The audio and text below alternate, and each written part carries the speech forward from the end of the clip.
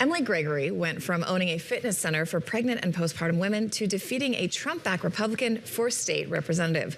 The special election surprise victory is raising eyebrows not only because she's a Democrat who won in a conservative district, but because she represents Mar-A-Lago, and her most famous resident is, of course, President Donald Trump.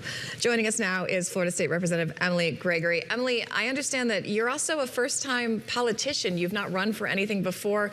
What made you want to get involved, and why did you think you could win?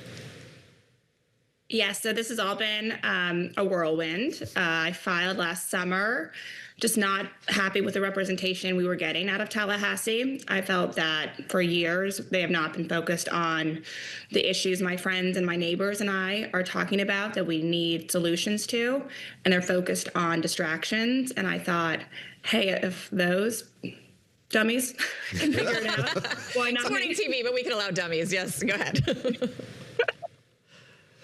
Let me ask you about sort of what you did focus on. You mentioned some of those issues that you and your friends were talking about, indeed cared about. Christina bringing up perhaps your most famous resident constituent. How much did you, over the course of the campaign, talk about him, focus on him, address national policies vis-a-vis him? How large did Donald Trump loom in the campaign that you waged? I would say he did not loom large, not because it's not important, but because it's outside the scope of the State House. And one thing our campaign is very strong on is staying disciplined on the issues. So, right, I went into the campaign with an idea of what issues were affecting me most. And I really, really listened in all the conversations we had, knocking on doors and at campaign events, to what are the biggest issues at the state level that are affecting District 87 voters. And we heard housing and healthcare and public education, so that we were laser focused on those issues. It's very tempting, especially those of us who cover politics, to extrapolate from one race and try to make it a trend and try to broaden it out.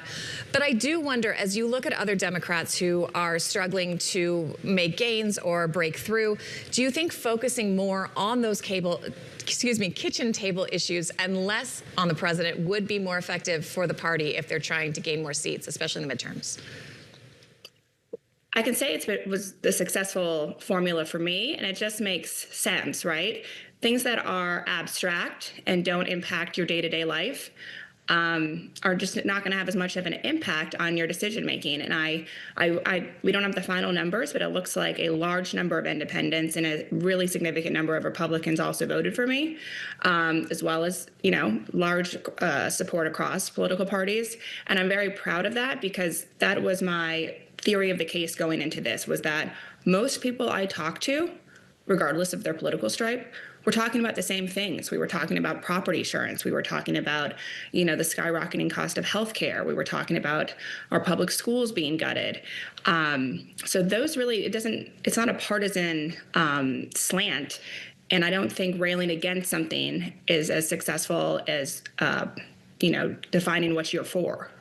We pull back lastly, and I think we could focus on the patio at Mar-a-Lago and the wealth that exists in some parts of the district that you represent, but maybe you could kind of introduce viewers and listeners who don't know it to a wider audience. What is your district like, and sort of what are the principal challenges that you see it facing here in the year ahead? Yeah, thank you for asking. So it runs down the coast. There's a population at the center at the top. So Jupiter is where I live, Palm Beach Gardens, North Palm, Juneau. So it's kind of like a circle up there, and then skinny, skinny, skinny all the way down the coast to Manalapan and Hypoluxo, which is actually a very large distance-wise for a state house district, with some carve-outs to include downtown West Palm and downtown Lake Worth Beach.